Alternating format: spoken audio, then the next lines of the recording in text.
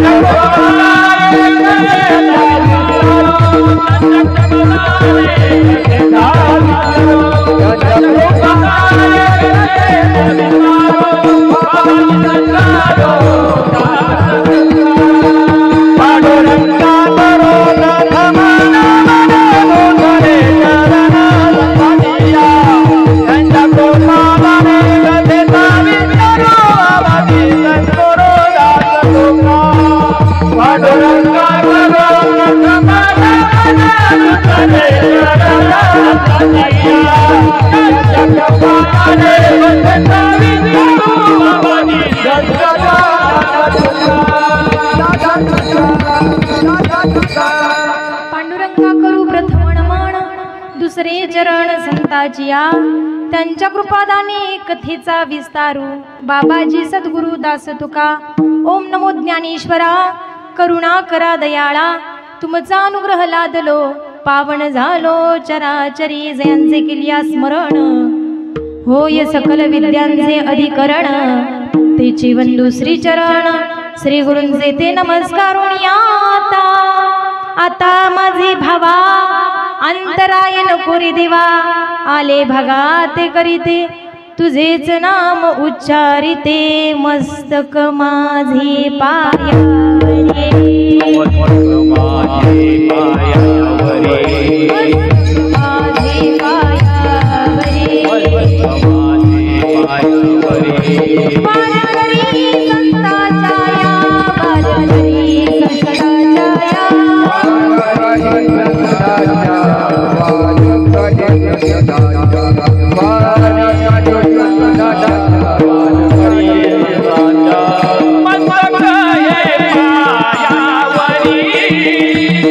या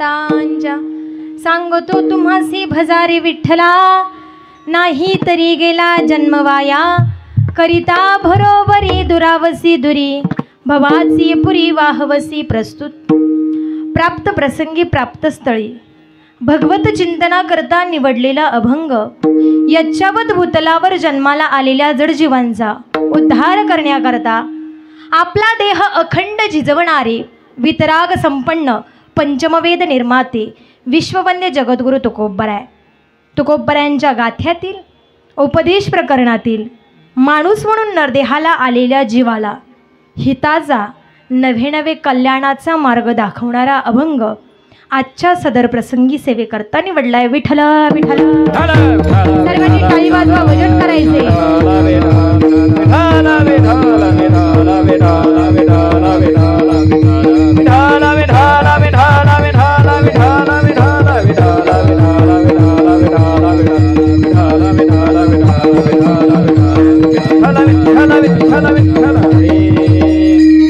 सेवेला सुरुवात करण्याची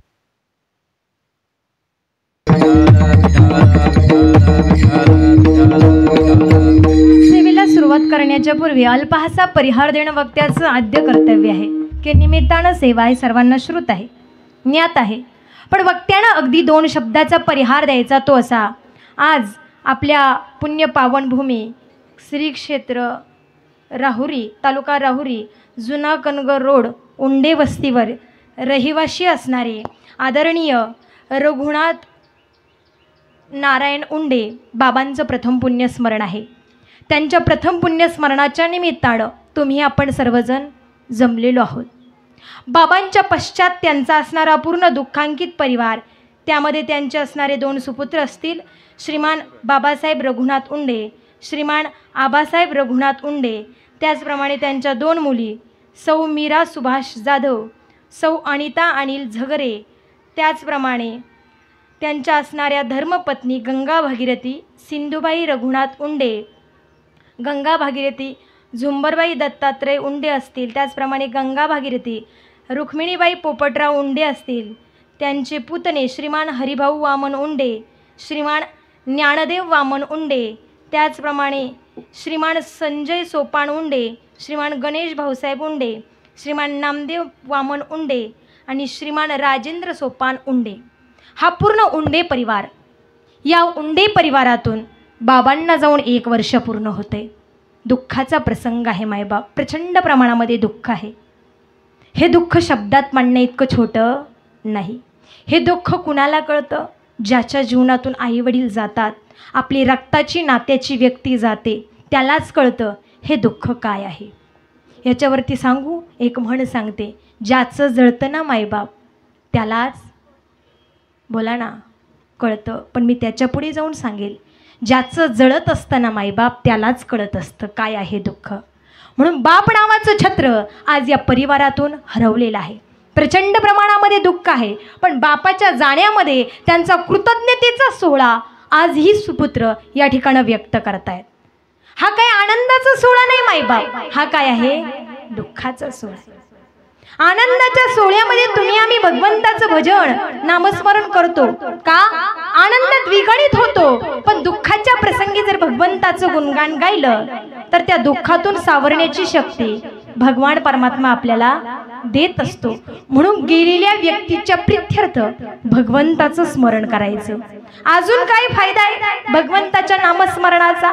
तर ऐका बरं, जी व्यक्ती आपल्यातून निघून गेली त्या व्यक्तीला वैकुंठामध्ये जाण्याकरता मार्ग सोपा व्हावा, सुलभ व्हावा, याकरिता भगवंताचं नामस्मरण. काय पुरावा आहे? हरिपाठातला पुरावा. काळ वेळ नाम उच्चारिता नाही, दोन्ही पक्ष पाही उद्धरती. राम कृष्ण नाम सर्व दोषा हरण, जड जीवा तारण हरी एक. हरिनाम सार जिव्हा या नामाची, उपमा त्या देवाची कोणवाणी. ज्ञानदेव सांग झाला हरिपाठ, पूर्वजा वैकुंठ मार्ग सोपा. आपले जे पूर्वज जातात ना त्यांना वैकुंठामध्ये जाण्याकरता मार्ग सोपा सुलभ होत असतो, याकरिता भगवंताचं नामचिंतन. अजून काय फायदा? तुम्ही आता पूजा विधी केला, पिंडदान केलं, श्राद्धाचं पिंडदान केलं, तो पिंडदानाचा विधिवत कार्य करत असताना एखादी नकळत चूक तुमच्या हातनं घडली, कारण की माणूस हा चुकीचा पुतळा आहे, नकळत चूक आपल्या हातानं घडते, म्हणून तो दोष आपल्याला लागू नये याकरिता भगवंताचं नामस्मरण याला देखील पुरावा आहे. रामकृष्ण नाम सर्व दोषाहरण, राम कृष्ण नाम सर्व दोषाहरण, रामकृष्ण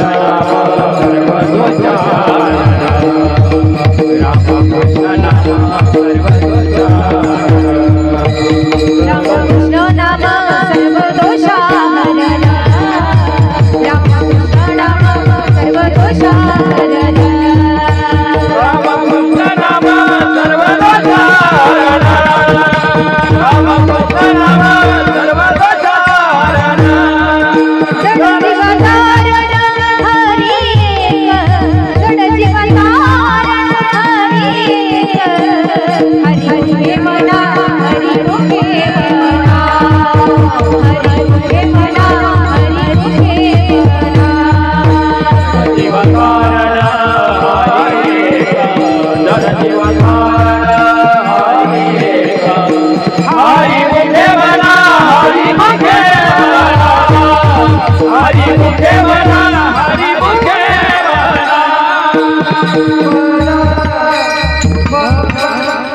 बघा भगवंताचं नाम काय करतं, सगळे दोष घालवण्याचं काम करतं. म्हणून गेलेल्या व्यक्तीच्या प्रित्यर्थ भगवंताचं नामस्मरण सुंदर सोहळा आहे. माईबाप मला आवडेल एवढा नाही बरं, त्या स्वर्गामध्ये गेलेल्या रघुनाथ बाबांना आवडेल एवढा गोड सोहळा आज या सुपुत्र या ठिकाणी सादर करतायत. बघा कीर्तनाला सुरुवात करण्यापूर्वी कीर्तनासाठी उपस्थित असणारे सर्व गुणीजन, त्यामध्ये गायनाची गोड साथ करणारे, आपल्या अहिल्यानगरचं भूषण असणारे हरिभक्तपरायण आदरणीय गोड गळ्याचे गोड स्वभावाचे असणारे आमचे सोपन महाराज असतील दिवे, त्याचप्रमाणे आमचे हरिभक्तपरायण विठ्ठल महाराज नालकर असतील, त्याचप्रमाणे आमचे बापू मामा असतील, आमचे बाबासाहेब तात्या असतील, माझा भाऊ हरिभक्तपरायण चैतन्य महाराज असेल, त्याचप्रमाणे विनेकरी बाबा असतील आणि मृदुंगाची फार गोड साथ करणारे बघा आमच्याबरोबर कायमच असणारे आमचे नेवाशा तालुक्याचंच नव्हे तर अग्या अहिल्यानगरचं भूषण असणारे आदरणीय मृदुंग महामेरू मृदुंग सम्राट, द्याव्या तेवढ्या पदव्या कमी आहेत असे असणारे अनिकेत दादा असतील शिंदे, तेही आज या ठिकाणी उपस्थित आहे, त्यांचे देखील द्यावे तेवढे धन्यवाद. त्याचप्रमाणे माझे वडील असतील, परिसरातील बाबा असतील, आमचे भाऊसाहेब मामा असतील, सर्व आमच्या शरण्य आध्यात्मिक वारकरी शिक्षण संस्थेतलं हे विद्यार्थी मंडळ असेल आणि बघा ज्यांच्या माध्यमातून आज या ठिकाणी येण्याचा योग आला असे असणारे आमचे परमार्थप्रेमी शंकर भाऊ असतील, त्यांनी मला आमंत्रित केलं आणि बाबांची सेवा करण्याची संधी मला देखील प्राप्त करून दिली, म्हणून आमच्या शंकर भाऊंचे देखील द्यावे तेवढे धन्यवाद. आणि या ठिकाणी यूट्यूब चॅनल देखील आहे आमच्या कार्तिक दादांचं, स्वयंभू कनकावती यूट्यूब चॅनल आहे. बघा हा भगवंताचं नामस्मरण या ठिकाणी आहे, बाबांचा पुण्यस्मरणाचा वर्षश्राद्धाचा कार्यक्रम जिवंत ठेवण्याचं काम आमचे कार्तिक दादा करणार आहे. बघा त्यांच्या चॅनलवरती तुम्हाला हा कार्यक्रम पुन्हा पाहायला मिळणार आहे, म्हणून कार्तिक दादांचे देखील आभार. फार सुंदर साऊंड सिस्टीम आमच्या दीपक भाऊंची सुद्धा आहे, फार गोड आहे. बघा रात्री फार कठीण होतं बरं का दीपक भाऊ, असं वाटलं होतं साऊंड उचलावून घेऊन जावं का काय, अजिबातच नाही. ही साऊंड म्हणजे कीर्तनकाराचा प्राण आहे मायबाप, तो जर व्यवस्थित असला ना सहज बोललं तरी लांबपर्यंत आवाज जातो आणि कंठाला त्रास होत नाही, म्हणून दीपक दादांची सिस्टीम फार गोड आहे. त्यांच्या साऊंडवरती अनेक वेळा कार्यक्रम करण्याचा योग आला, म्हणून पुनश्च एकदा दीपक भाऊंचेही द्यावे तेवढे धन्यवाद. आणि सर्व गायनाचार्य महाराज मंडळींना विनंती असेल शेवटपर्यंत साथ करा, माझा घसाला त्रास होतोय, म्हणून हात जोडून विनंती करते. या ठिकाणी ज्ञानानं वयानं तपानं अधिकारानं ज्येष्ठ श्रेष्ठ सर्वच आहात. कोणी कथाकार असू शकतं, कोणी कीर्तनकार असू शकतं, कोणी प्रवचनकार असू शकतं, आर्थिक सामाजिक राजकीय क्षेत्रातील सर्व मान्यवर असतील, सर्वांच्या चरणी नतमस्तक होते. महिला मंडळ आहे, पुरुष वर्ग आहे, सर्वजण आहे माईबाप. बघा महिला वर्गांची उपस्थिती पण जास्त आहे बरं पुरुषांपेक्षा, का तर खास करून आज त्यांचा उमेदवार त्यांच्यासमोर उभा आहे, बरोबर ना. पण बघा महिला मंडळ, मी काय तुम्हाला मत मागायला आलेली मी संतांचं मत तुमच्या हृदयावर बिंबण्याकरता आले. विठ्ठल विठ्ठल.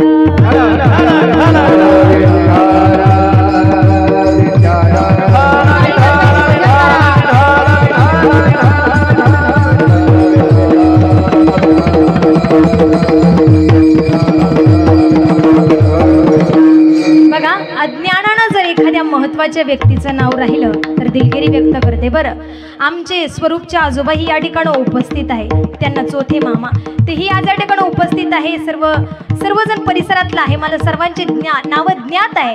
पण आता जर सगळ्यांची नावं घ्यायला लागलं तर आधीच 11:30 वाजले. कीर्तन किती वेळ करायचं? म्हणून बघा, सर्वांच्या चरणी नतमस्तक होते, विनम्र अभिवादन करते. आता अभंगाकडे वळते. विठ्ठल विठ्ठल. गुरु तुकोबाराय या अभंगात तुम्हा माझीवाला काय उपदेश करतायत, नेमकं काय सांगतायत तुमच्या आमच्या हिताचं? ऐका बरं. जगद्गुरु तुकोबाराय म्हणतात, सांगतो तुम्हासी भजारे विठ्ठला, नाही तरी गेला जन्मवाया. जगद्गुरु तुकोबारायांनी सांगितलं. कुणाला सांगितलं? तुम्हाला सांगितलं, मला सांगितलं, आपल्या सगळ्यांना सांगितलं की बाबा रे काय करा, विठ्ठलाचं भजन करा. नाही बजलं तर काय होणार आहे? तुमचा आमचा जन्म वायाला जाणार आहे. वायाला जाणं कशाला म्हणायचं? जी गोष्ट ज्याच्या करता दिली त्याच्या करता तिचा वापर न होणं म्हणजे काय होणं? वायाला जाणं. आता उदाहरण सांगते. तुम्ही सर्वजण रघुनाथ बाबांच्या पुण्यस्मरणाकरता आलात. कोणी 4 व्हीलरने आलं, कोणी 2 व्हीलरने आलं, कोणी पायी आलं. प्रत्येकजण कोणत्या ना कोणत्या मार्गाने आलात. पण येथे आल्यानंतर जर तुम्ही भगवत नामचिंतन श्रवणच केलं नाही तर हा सर्व केलेला खटाटोप काय झाला?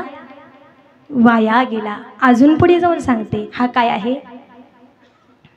दिसतं ना काय आहे? माईक आहे. कशा करता? माझा आवाज तुमच्यापर्यंत पोहोचण्याकरता. परंतु या माईकमधून जर माझा आवाज तुमच्यापर्यंत पोहोचलाच नाही तर ही वस्तू काय झाली? वाया गेली.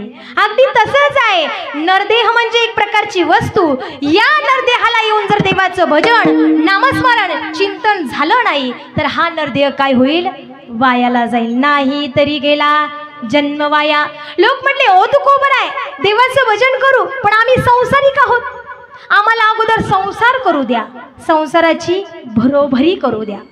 आता भरोभरी करणं म्हणजे काय? हे केल्यानं संसार पूर्ण होईल, ते केल्यानं संसार पूर्ण होईल. पण सांगू महिला मंडळ, काहीच केल्यानं संसार पूर्ण होत नाही. आता बघा, आपण असं करतो, संसाराचेच गाणे गात राहतो, हे करून पाहू, ते करून पाहू, पण संसार ही पूर्ण होणारी गोष्ट नाही.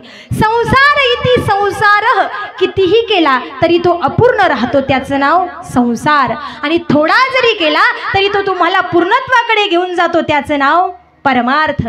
संसार आतापर्यंत कुणाचाच पूर्ण झाला? रावणाचा नाही झालाय. तुमचं आमचं होईल का? बोला ना. नाही मायबाप. किती श्रीमंत होता रावण. शुद्ध कांचनाची सप्तकोटी, कोटी घरे जेथे काशा आणि तांब्याची, शुद्ध कांचनाची सप्तकोटी. एवढा गडगंज श्रीमंत असणारा रावण सुद्धा संसारातल्या इच्छा पूर्ण करू शकला नाही. मायबाप, तुमची आमची श्रीमंती कुठं?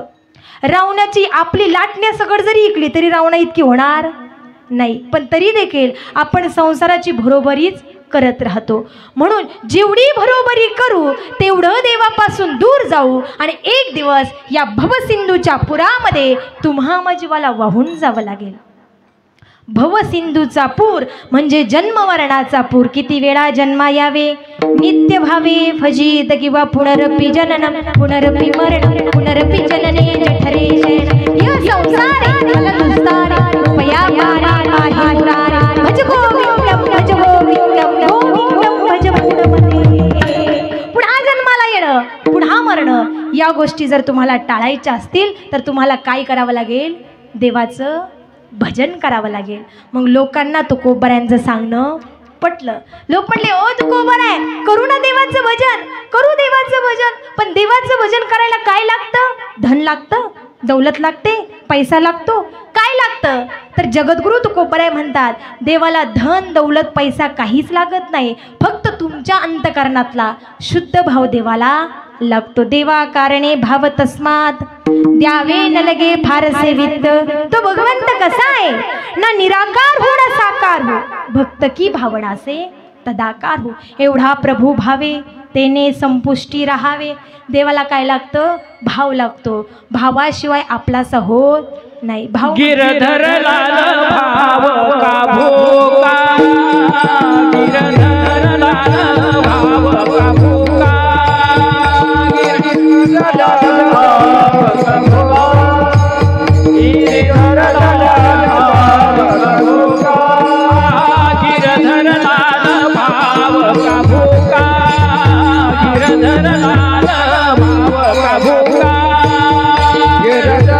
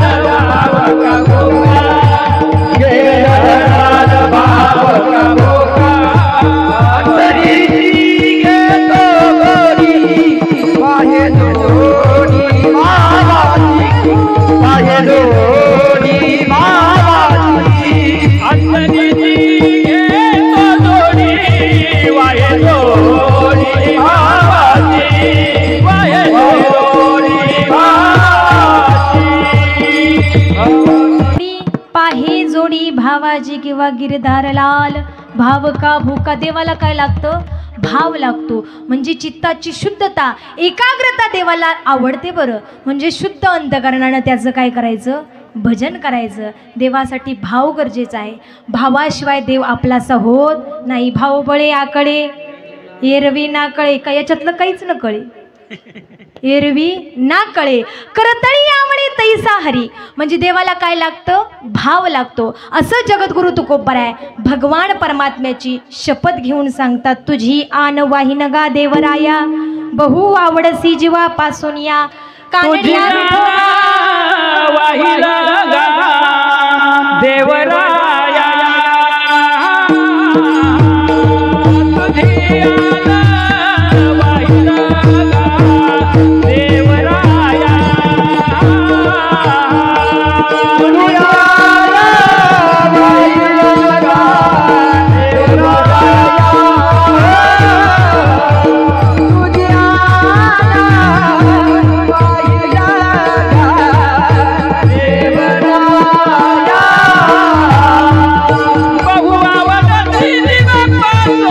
आन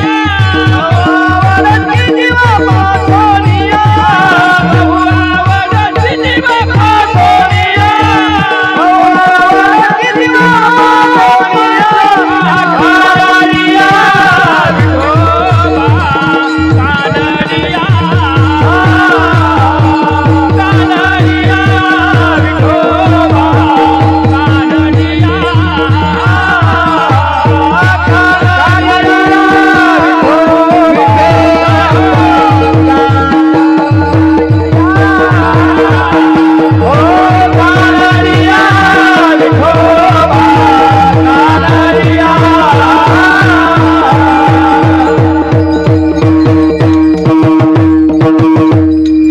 तुझी आन वाहिन देवराया, बहु आवडसी जीवापासून या.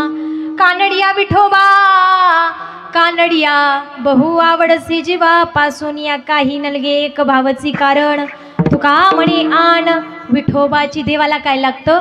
भाव लागतो. भावाशिवाय देव आपलासा होत नाही. आणि भावाव्यतिरिक्त काही करायला जाल महिला मंडळ पुरुष वर्ग तर करिता भरोबरी दुरावसी दुरी, भवाची ये पुरी वाहवसी विठ्ठल विठ्ठल.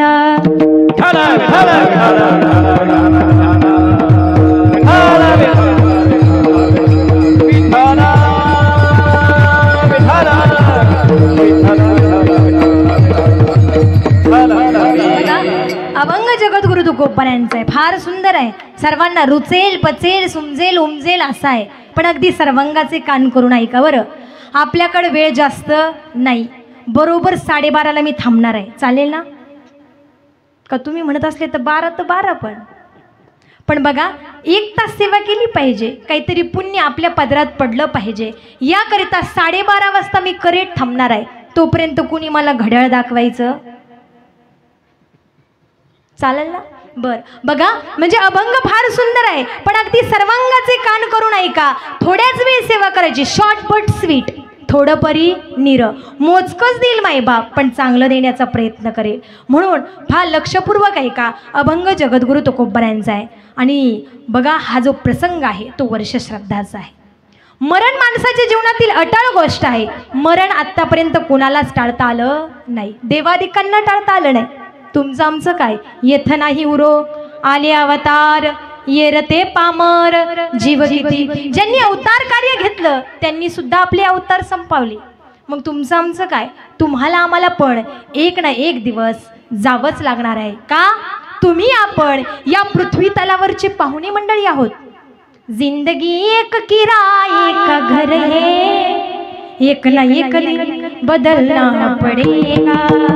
जिंदगी एक किराए का घर है, एक ना एक दिन बदलना पड़ेगा. मौत जब तुझको आवाज देगी, घर से बाहर निकलना पड़ेगा. पाँव फूलों से रखने से पहले तुमको कांटों पे चलना पड़ेगा. तुमको कांटों पे चलना पड़ेगा.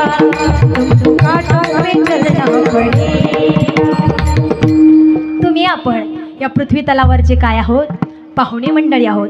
एक ना एक दिवस हे घर सोडावंच लागणार आहे. म्हणून प्रत्येकाला जायचंय, पण जाण्याच्या अगोदर चांगलं कर्म जीवन जगत असताना केलं पाहिजे. पण तुम्ही आम्ही मंडळी असं जगताना माईबाप, असं जगता सर्व लोकांना म्हणावं लागतं, बरं झालं गावची.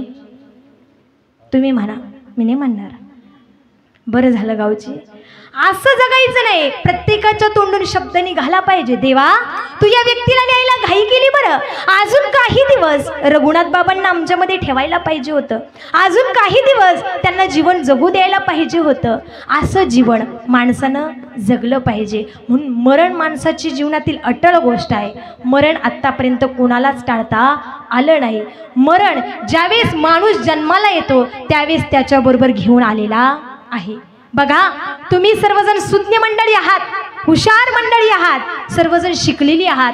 मग तुम्हाला कळेल, ज्या वेळेस जन्मशब्द तयार होतो, ज्या वेळेस जन्मशब्द उत्पत्ती होते जन्मशब्दाची, ज्या वेळेस जन्मशब्द तयार होतो त्यावेळेस त्याला जोडून मृत्यू आलेला आहे. कसं ऐका, गदिमांनी फार सुंदर सांगितलंय गीत रामायणामध्ये. जीवासवे जन्म मृत्यू जोड जन्मजात, दिसे भासते ते सारे विश्वनाशी वंत. काय शोक करीसी वेड्या स्वप्नीच्या फळांचा, पराधीन आहे जगती पुत्र मानवाचा, दोष ना ज्यावेळेस जन्मशब्द उत्पत्ती होते त्यावेळेस मृत्यू त्याला जोडून आलेला आहे. म्हणजे बघा, जन्म आणि मृत्यू या एक नाण्याच्या दोन बाजू आहेत. काय आहेत? एक नाण्याच्या दोन बाजू आहेत. मी कायम कीर्तनातून उदाहरण सांगते. तुम्ही आपण सर्वजण समुद्राच्या एका काठावर उभी आहोत. एक काठ तुम्हाला डोळ्यानं दिसतोय, दिसलाय ना पुरुष वर्ग? दूरवर बघा, तुमच्यासमोर डोळ्यासमोर चित्र रेखाटा. एक काठ तुम्हाला डोळ्यानं दिसतोय, दूरवर बघितलं काय दिसतंय? पाणीच दिसतंय, पाणीच पाणी दिसतंय. दुसरा काठ डोळ्यानं दिसत, दुसरा काठ डोळ्यानं दिसत नाही. मग नाही का? अगदी तसंच आहे. जन्माची तारीख सर्वांना ज्ञात आहे, मृत्यूची तारीख माहीत नाही. मग नाही का? आहे. म्हणून ज्यावेळेस माणूस जन्माला येतो त्यावेळेस मृत्यू त्याला जोडून आलेला असतो. जरा मरण यातून सुटला कोण प्राणी जात, दुःख मुक्त जगला कारे कुणी जीवनात. वर्धमान तेथे चाले मार्ग देक्षयाचा, पराधीन आहे जगती पुत्र मानवाचा, दोष ना कुणाचा. समाजा तुमचा आमचा प्रवास हा कसा आहे ते ऐका. 2 ओंडक्याची होते सागरात भेट, एक लाट तोडी दोघा पुन्हा नाही गाठ. 2 ओंडके म्हणजे 2 लाकडाचे ठोकळे एका पाण्याच्या प्रवाहामध्ये वाहत असतात. ते जसे लाकडाचे ठोकळे आहेत ना मायबाप, तसे तुम्ही आपण सुद्धा काय आहोत, लाकडाचे ठोकळेच आहोत. बरोबर ना खुर्चीवरले मंडळी? आपण लाकडाचे ओंडकेच आहोत. बघा कोणत्या गावचा ठोकळा असेल. आता आम्ही गणेगावचे काही ठोकळे, काही राऊरीचे काही ठोकळे ओंडके, बरोबर ना? तुम्ही आपण सर्वजण एका प्रवाहात वाहतोय. कोणत्या? कीर्तनरूपी सेवेच्या प्रवाहामध्ये.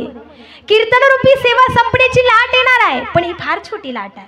ही पुन्हा कधीतरी आपल्या जीवनात येऊ शकते, पुन्हा कधीतरी कीर्तन प्रवचन होऊ शकतं. पण अशी एक मोठी लाट येणार आहे, तिला म्हणायचं स्तुनामी लाट, तिला म्हणायचं मृत्यूची लाट. तीच लाट स्वर्गीय रघुनाथ बाबांच्या जीवनामध्ये आली आणि आपल्यापासून त्यांना फार दूर घेऊन गेली. 2 ओंडक्याची होते सागरात भेट, एक लाट तोडी दोघा पुन्हा नाही गाठ.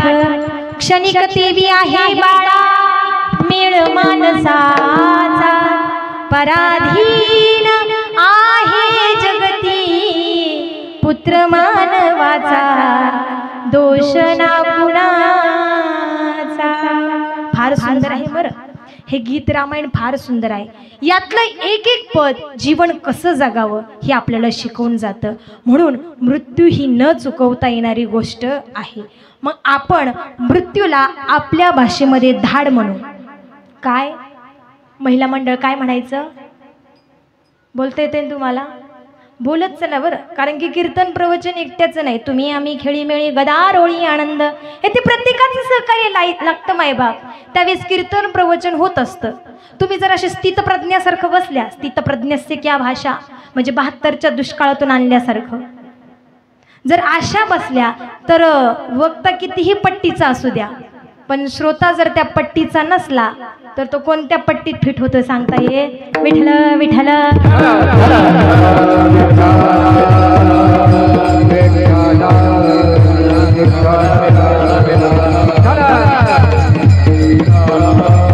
मृत्यूला आपल्या मराठी भाषेमध्ये धाड म्हणायचं. धाड म्हणजे काय? धाड म्हणजे काय पुरुष मंडळ? दरोडा. तुमच्या घरी चोरी होणार आहे, सपोज उदाहरण देऊ बरं. तुमच्या घरी चोरी होणार आहे बाबा, तर चोर फोन करून येणार का, हॅलो बाबा मी आलो? बोला ना. न सांगता पडते तिला धाड म्हणतात. मृत्यू काय आहे? धाड आहे. ती कधीच कोणाला सांगून पडत नाही. माझे सावता बाबा याच्यावरती गोड प्रमाण वापरतात. कोणी दिवसी यम येते चालून, कोणी दिवसी प्राण जाती घेऊन, कोणी दिवसी स्मशानी जाऊन, एकटेच राहावे समयासी सादर भावे, समयासी सादर भावे, देव ठेविला तैसे राहावे, देव ठेविला तैसे राहावे, समयासी सादर भावे, समयासी सादर म्हणून आपण तत्पर असलं पाहिजे. कधीही त्या मृत्यूनं आपल्याला आवाज दिला तर आपण आपल्याबरोबर पुण्याची शिदोरी, पुण्याचं गाठोडं घेऊन तयार असलं पाहिजे. बघा आपला शेवट गोड झाला पाहिजे मायबा. मरण म्हणजे माणसाच्या जीवनातला शेवट नाही बरं. लोक म्हणतात माणूस मेला म्हणजे त्याचा शेवट झाला, पण मरण माणसाच्या जीवनातला शेवट होणं नाही. ऐका, कळालं तर बघा बरं का. मरना उसी का नाम है, दोबारा मरना न पड़े, और जन्मना उसी का सार्थक है कि दोबारा जन्मना न पड़े. मरण त्याचं सार्थक आहे की रोज रोज मरावं नाही लागलं पाहिजे, आणि जन्मनं त्याचं सार्थक आहे की रोज रोज जन्माला यावं लागलं नाही पाहिजे. पण एक जीव बघा, माणूस मेला की पुन्हा जन्माला येत असतो. तुमचं आमचं ज्ञानोपरायांच्या भाषेमध्ये तुमचं आमचं जीवन कसं चालू असतं? उपजे ते नासे, नासिले ते पुनरपी दिसे, हे घटिका यंत्र जैसे परिभ्रमेगा. घड्याळाच्या काट्याप्रमाणे तुमचं आमचं जीवन चालूच असतं. म्हणून बघा, एक व्यक्ती आत्मा कधीच मरत नाही. आत्मा मरत तो चिरंतर अविनाशी आहे. हे शरीर संपतं पण आत्मा जात नाही. बघा, पुन्हा जन्माला यावं लागतं. एक व्यक्ती जसा अनेक कपड्यामध्ये पाहायला मिळतो तसा एक आत्मा नवीन देहामध्ये आपल्याला पाहायला मिळत असतो. एक वाक्य सांगते, जाते नहीं कोई दुनिया से दूर चल के, जाते नहीं कोई दुनिया से दूर चल के, मिलते हैं यहाँ पर सभी कपडे बदल बदल के. कळालं का? म्हणजे माणूस जातो, एक माणूस जसा अनेक कपड्यामध्ये पाहायला मिळतो तसा एक आत्मा नवीन देहामध्ये आपल्याला पाहायला मिळत असतो. ऐका बरं पुरुष मंडळी, आता एक व्यक्ती अनेक कपड्यात पाहायला आपल्याला मिळतो. हा माझा जो आहे तो कीर्तनाचा ड्रेस, बरोबर. शेतात जायचा ड्रेस वेगळा, लग्नाला जायचा ड्रेस वेगळा, लांबच्या पाहुण्याकडे जायचा ड्रेस वेगळा. बघा, मुलगी पाहायला जायचा ड्रेस वेगळा, बुटं एकाच्या, दोऱ्या एकाच्या, पेट्रोल उधारीचं, अशी खूप प्रकारे तडजोड करावी लागते, बरोबर ना. म्हणजे बघा, एक व्यक्ती जसा अनेक कपड्यामध्ये आपल्याला पाहायला मिळतो तसा एक आत्मा नवीन देहामध्ये आपल्याला पाहायला मिळतो. वासांसी जीर्णानि यथा विहाय नवानि ग्रहाति नरोपराणि तथा शरीराय विहाय जीर्णा नन्यानि संयाति नवानि देहि. नवीन देहामध्ये तो आपल्याला पाहायला मिळत असतो. म्हणून मृत्यू ही न चुकवता येणारी गोष्ट आहे, पण आपला शेवट गोड झाला पाहिजे याकरता आपण काय केलं पाहिजे? रात्रीचा दिवस केला पाहिजे, भगवत नामचिंतनामध्ये राहिलं पाहिजे. नाहीतर आपण रात्रीचा दिवस करतो कशाकरता? प्रपंचाकरता, बरोबर आहे की नाही. म्हणजे प्रत्येक क्षणाक्षणाला आपण देवाचं भजनच केलं पाहिजे. कामामध्ये काम, काही म्हणा राम,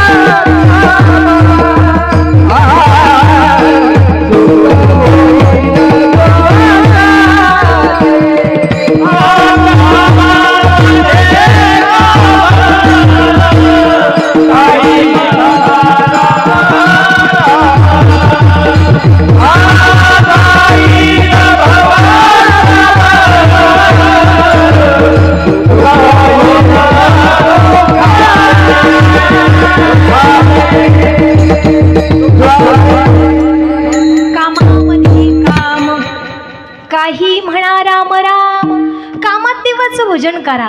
का? ते देवाचं भजन करण्यामध्ये जीवनाचं काय आहे? सार्थकता आहे, कल्याण आपल्या जीवनाचं आहे. याच्यामुळेच आपला शेवट काय होणार आहे? गोड होणार आहे. माईबाप, शेवट गोड होणं म्हणजे देवाचं भजन, देवाचं स्मरण, देव आपल्या समोर उभं राहणं, देवाची भेट आपल्याला होणं म्हणजे शेवट काय होणं? गोड होणं. बघा, किमान आपण गेल्यानंतर देव कार्य झालं पाहिजे, कीर्तन झालं पाहिजे, प्रवचन झालं पाहिजे. नाही प्रवचन उद्या किमान घरातल्या घरात गरुड पुराण तरी वाचलं पाहिजे. बघा, आज या ठिकाणं एवढा मोठा भव्य दिव्य सोहळा पार पडतोय. स्वर्गामध्ये गेलेले रघुनाथ बाबा देवाला म्हणत असतील, देवा याचसाठी केला होता अट्टहास, शेवटचा दिस गोड व्हावा, आता निश्चिंतीने पावलो विसावा, खुंटलिया धावा तृष्णेजिया. आता माझ्या जीवनातली धावाधाव संपली, पळापळ संपली. तृष्णा म्हणजे तहान, धावाधाव म्हणजे पळापळ. आता माझ्या मनामध्ये कुठलीच तृष्णा राहिली नाही. प्रत्येक जीवात्म्याला कोणत्या ना कोणत्या गोष्टीची तहान आहे. माईबा, प्रत्येकाला तहान आहे. तहान नाही असा व्यक्ती नाही. बरं, धर्ममांडपात बसलेला एकही व्यक्ती असा नाही की त्याला तहान. प्रत्येकाला कोणत्या ना कोणत्या गोष्टीची तहान आहे. कुणाला नाव कमवण्याची तहान, कुणाला पैसा कमवण्याची तहान प्रत्येकाची आहे. तहान नाही असा व्यक्ती नाही. काही म्हणतील तहानच नाही, फक्त आम्हाला शांतीची इच्छा आहे, फक्त आम्हाला शांतता हवी. म्हणून एक वाक्य सांगते, शांति की इच्छा चाहते हो तो पहले इच्छा को शांत करो, क्योंकि ये इच्छा बड़ी बेवफा होती है, पूरी होती है बदल जाती है. बघा, म्हणजे एक इच्छा पूर्ण झाली की माणसाची दुसरी इच्छा त्याच्यासमोर उभी राहत असते. म्हणजे तहान नाही असा व्यक्ती नाही. म्हणजे आपला शेवट गोड झाला म्हणजे कोणती तहानच राहिली नाही. बघा, बाबांचा शेवट गोड झालाय का, तर आज या ठिकाणी भगवंताचं गुणगान गायल्या जाते, नामस्मरण केलं जाते, हा कृतज्ञतेचा सोहळा पार पडतोय. आज ही सुपुत्र कृतज्ञतेचा भाव व्यक्त करतायत. कृतज्ञता या समाजात दोन प्रकारचे वर्ग आहेत, एक कृतज्ञ आणि दुसरा कृतघ्न. ज्याला उपकाराची जाण आहे त्याला कृतज्ञ म्हणतात आणि ज्याला उपकाराची जाण नाही त्याला कृतघ्न म्हणतात. आता तुम्हाला कृतज्ञ आणि कृतघ्न हे दोन वाक्य समजून सांगेल बरं. महिला मंडळ लक्ष द्या, तुम्ही कृतज्ञ आहात का कृतघ्न आहात तुम्ही तुमचं चेक करायचं. बघा, कृतज्ञ कोण आहे? कृतघ्नामध्ये उदाहरण येतं भस्मासुराचं. कुणाचं? भस्मासुराचं. भस्मासूर माहिती आहे ना? पुरुष वर्ग महिला मंडळ भस्मासूर माहिती आहे का? पाहिलाय का तुम्ही? बघा, एखादी गोष्ट नका पाहू द्या, पण तिचं जर आपल्यासमोर चित्रकृती आपल्याला डोळ्यासमोर राहते माहिती असल्यानंतर.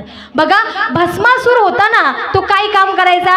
भगवान शंकराला ताजं चिताभस्म घेऊन जायचा. दररोज पूजे करता जो व्यक्ती मेलाय त्याची राख घ्यायची आणि देवाला पूजना करता घेऊन जायची. पण पूजनासाठी कधी विलंब व्हायचा तर कधी गडबड व्हायची. काय व्हायचं? कधी गडबड गोंधळ व्हायचा तर कधी खूप उशीर व्हायचा. एका टायमाला पूजा नव्हती, नित्य नियम नव्हता राहत. मग भगवान शंकर त्याला म्हणतात की बाबा रे, तुझ्यामुळे मला फार उशीर होतो, नाहीतर गडबड होते, एका टायमाला येत जाणं. भस्मासूर म्हटला भगवान शंकराला, यात माझी काही चूक नाही, कारण की या पृथ्वी तलावरचे लोक लवकर मरतच नाही, असा भस्मासूर म्हणत होता बरं मी.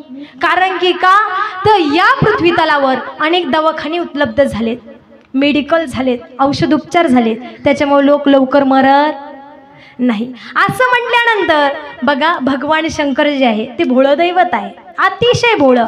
शिव भोळा चक्रवर्ती, त्याचे पाय माझे चित्त, किंवा एक लोटा जल सभी समस्या का. एका लोट्यात पावन होणारा, प्रसन्न होणारा दैवत म्हणजे कोण? भगवान शंकर. त्या भगवान शंकरानं काय केलं? पूजेचा नित्य नियमा करता त्या भस्मासुराला एक वरदान दिलं. काय वरदान दिलं? तू ज्याच्या डोक्यावर हात ठेवशील तो काय होईल? भस्म होऊन जाईल. आता भस्मासुराला आनंदच झाला का, ज्याच्या डोक्यावर हात ठेवावा तो लगेच भस्म. तो मृत्यू लोकामध्ये यायचा. प्रत्येक कोणाच्या म्हणजे भस्म घेऊन जाण्याकरता एखाद्याच्या डोक्यावर हात ठेवायचा आणि ते भस्म घेऊन जायचा. पण बघा, एखादी गोष्ट जर माणसाला फुकट भेटली तर त्या गोष्टीची किंमत माणसाला राहत नाही. त्यानं काय केलं?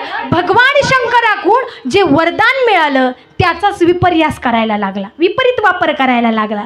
बघा, एक दिवस काय झालं? भगवान शंकराची पत्नी जगदंबेचा अवतार पार्वती मातेला त्या भस्मासुरानं बघितलं आणि बघितल्यानंतर मनामध्ये इच्छा झाली की हिला आपलंसं करायचं. इच्छा झाल्यानंतर त्याने एक युक्ती लढवली की आपण काय करू? भगवान शंकराच्याच डोक्यावर हात ठेवू.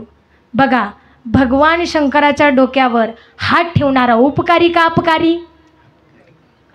अपकारी. म्हणजे ज्याच्याकडून वरदान मिळालं त्याच्याच डोक्यावर हात ठेवणारा कृतघ्न याला म्हणतात. हा कृतज्ञतेचं उदाहरण आहे. आता कृतज्ञ कुणाला म्हणायचं यातलं उदाहरण ऐका.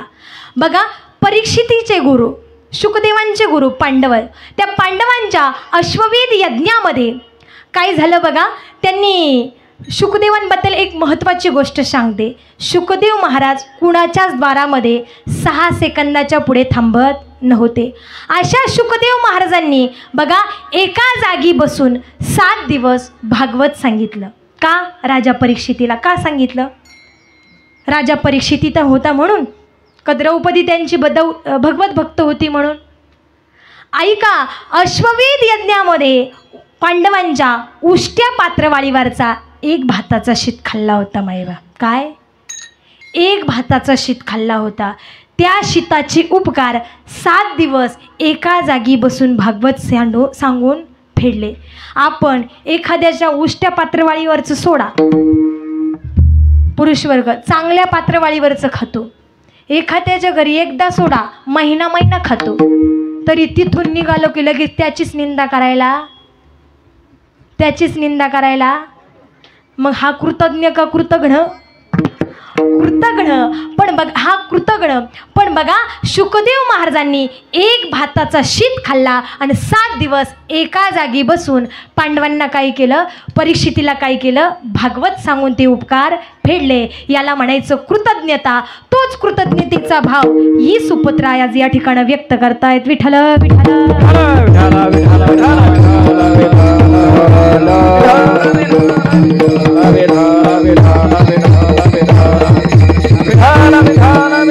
बघा, आपण हा कृतज्ञतेचा भाव व्यक्त केला पाहिजे का? आई वडिलांचे खूप उपकार असतात आपल्यावरती, अनन्यसाधारण उपकार असतात. आपण त्यांच्या उपकारातून उत्तीर्ण होऊ शकत? आपण आपल्या चामड्याची चप्पल बनवली महिला मंडळ आणि त्यांच्या पायामध्ये जरी घालायला दिली तरी उपकार फिटणार नाही. एवढे अनन्यसाधारण उपकार आई वडिलांचे आपल्यावरती आहे. म्हणून त्यांच्या उपकारातून उत्तीर्ण होण्याकरता गेलेल्या पितरांचे विधी यथावत पूर्ण करायचे असतात. आ म्हणजे आत्मा, ई म्हणजे ईश्वर, यापासून जो शब्द तयार होतो त्याला आई म्हणतात. आईला मायेचं सागर म्हणतात, तर बापाला जीवनातला आधारवड म्हणतात. आई गेली, मायेचं सागर आटला. बाप गेला, जीवनातला आधार गेला. दुसऱ्यांनी कितीही सात्वण करण्याचा प्रयत्न केला, मायबाप किती आपल्याला आधार देण्याचं काम केलं, तरी बापा इतका आधार बाकी कोणी देऊ शकत नाही. बघा, एखादं छोटं दुःख आलं तर माय आपल्याला सात्वण घालते. आपण समजा साधी ठेच लागली तर तोंडातून पटकन उद्गार बाहेर निघतात, आई ग, बरोबर ना? पण एखादं प्रचंड प्रमाणात मोठं दुःख तुमच्यासमोर येऊ द्या, एखादा मोठा साप बघू द्या, एखादा रस्ता क्रॉस करत असताना मोठा कंटेनर येऊ द्या, तोंडातून शब्द निघतो बाप रे, बरोबर आहे की नाही? म्हणजे मोठ्या संकटातून जो तरुण येतो, बाजूला काढतो, तो फक्त कोण असतो? बाप असतो, मायबाप बाप असतो. त्याची बरोबरी दुसरं कोणीच करू शकत नाही. एकदा का हे बापरूपी छत्र तुमच्या डोक्यावरचं हरवलं तर हा बापरूपी दरवाजा तुमचा घराचा निघून गेला, कोलमाडून पडला, ही बुरुज तटत जर पडली तर ते घर उघड्यावर आल्याशिवाय राहणार. त्याला अनेक वादळांना सामोरं जावं लागेल. म्हणून बाप हा बुलंद दरवाजा आहे, आपल्या जीवनामध्ये फार महत्त्वाचा आहे. जितका आपल्याला वाटतं बाप म्हणजे आपल्या जीवनातला फक्त धाक आहे. काय आहे? धाक आहे. पण त्याच्या धाकामध्ये सुद्धा महिला मंडळ प्रेम आहे. जितका तो घरच्यांकरता धाक आहे ना, तितका तो बाहेरच्यांकरता सुद्धा काय आहे? धाकच आहे. जोपर्यंत त्याची कॉट आपल्या पोर्चमध्ये आहे तोपर्यंत कोणत्याच वाईट माणसाची वाईट नजर करून पाहण्याची हिंमत त्या घराकडे नसते. म्हणून बाप घरामध्ये फार महत्त्वाचा आहे. आपला बाप या घराचा पाया असतो, तर आई आपल्या घराचा कळस असते. म्हणून आई वडील जीवनामध्ये फार महत्त्वाचे आहे. 4 जण प्रेम करतील तुमच्यावरती, पण प्रत्येकाच्या प्रेमात फरक असते. ऐका, प्रत्येक जण वेगवेगळ्या प्रकारे प्रेम करतं. जी डोळे झाकून प्रेम करते महिला मंडळ ती प्रियसी असते. ऐका बरं, जी डोळे झाकून प्रेम करते ती प्रियसी असते. जी डोळे फाडून प्रेम करते ती पत्नी असते. जी डोळे मिटेपर्यंत प्रेम करते ती माय असते. जो डोळ्यात धाक दाखवून प्रेम करतो तो बाप असतो, तो बाप असतो. एखादं वाक्य आवडलं तर अगदी मनमुरादपणे टाळ्या वाजवा, अशा बळच उसना आणू. म्हणजे बघा, तो काय आहे? त्या धाकामध्ये सुद्धा काय आहे? प्रेम आहे. मायबाप त्याच्या अंतःकरणात फार प्रेम आहे, पण आईचं प्रेम साऱ्या जगाला दिसतं, पण माझ्या बापाचं प्रेम अजून जगाला दिसलं नाही. ऐका, ऊस खुरपवणारी माय, सोयाबीन खुरपवणारी माय साऱ्या जगाला दिसली, पण त्या सोयाबीनला, त्या ऊसाला रात्र रात्र जागून पाणी भरणारा बाप काय जगाला दिसू नये? बघा, भाकर मळणारी माय चुडी पुढची सर्वांना दिसली, पण त्या भाकरी करता मनाचं पोतं पाठीवर घेऊन येणारा बाप काय जगाला दिसू नये? बघा, मुलगी वाट लावताना मुलीच्या गळ्यात पडून रडणारी माय साऱ्या जगाला दिसली, पण ज्या दिवशी मुलीचं लग्न जुळलं जातं, जमलं जातं, त्या दिवसापासून उशीत तोंड घालून रडणारा बाप काय जगाला दिसू नये? सांगू मायबाप, त्याचं काळीज जरी दगडाचं असलं ना, पण त्याच्या दगडाच्या काळजामध्ये सुद्धा प्रेम आहे. किती प्रेम आहे ऐका बरं. उरामदी माया ज्याच्या काळ्या मेघावानी दाखविना कधी कुणा डोळ्यातलं पाणी. झिजू झिजू संसाराचा गाडा हाकला होटावरी हसू जरी कणावा गला. घडीभर तू थांब गड्या ऐक त्याची दापर लय वगड हाय गड्या उमगाया बापर उमगाया बापर. खूप अवघड आहे मायबाप. बाप समजून घ्यायला आतापर्यंत बाप कुणालाच कळला नाही. मी हे का सांगते नाही का, आई वडिलांची खूप ऋण आहेत मायबाप तुमच्या आमच्यावरती. आपण त्यांच्या ऋणातून होऊ शकत नाही. हा कृतज्ञतेचा भाव व्यक्त केला आहे का. बाबांचा शेवट गोड होतोय. काय गोड होतोय? शेवट गोड होतोय. आपला शेवट गोड होण्याकरता आपण काय केलं पाहिजे, आता तेच जगद्गुरु तुकोबराय अभंगाच्या पहिल्या चरणात सांगतात. सांगत तू माशी भजरे विठ्ठला.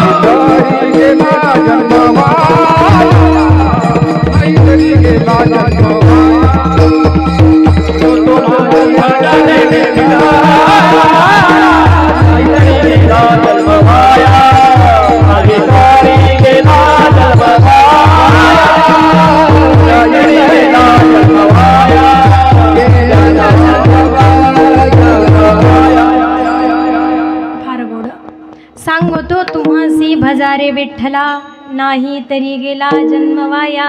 स्वरबंध झाला बघा. जगद्गुरु तुकोबरायांनी आपल्याला सांगितले, संत जे सांगतायत ते तुमच्या आमच्या उद्धाराकरता सांगतायत, हिताकरता सांगतात, भल्याकरता सांगतात. की संत जे आहेत ते तुमच्या आमच्या हिताकरता जन्माला आलेले. बुडते हे जन न देखवे डोळा येतो कळवळा म्हणून या.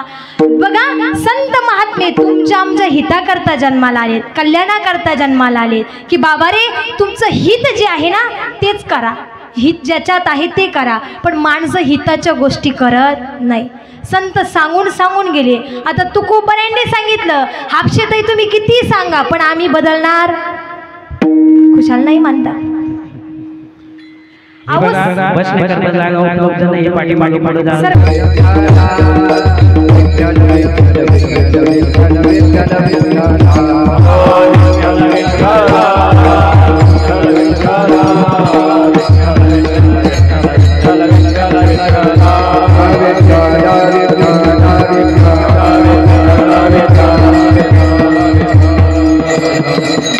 म्हणून संतांनी सांगितलंय की काय करा, तुमचं हित दशात आहे ते करत राहा.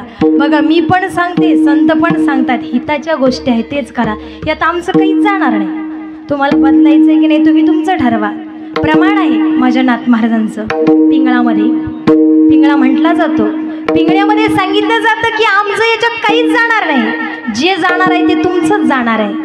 हे जरी नाही ऐकालं मग दुसरा येईल. हे जरी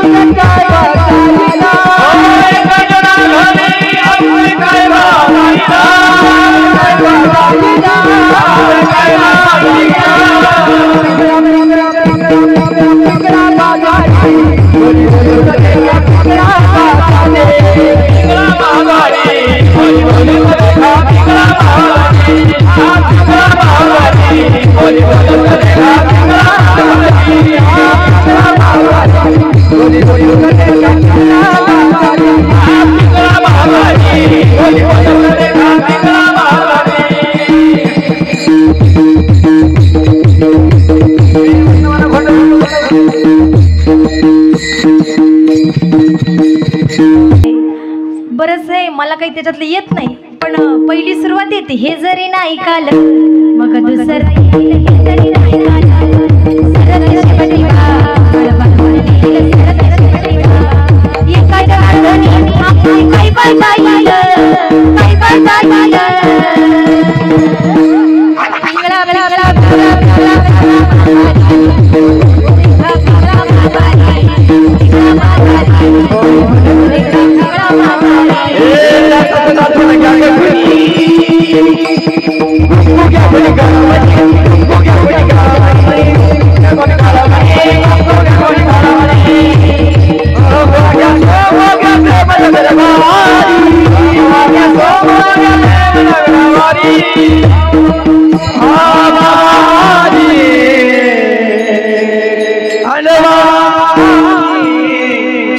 मल्हारी माझ्या मल्हारी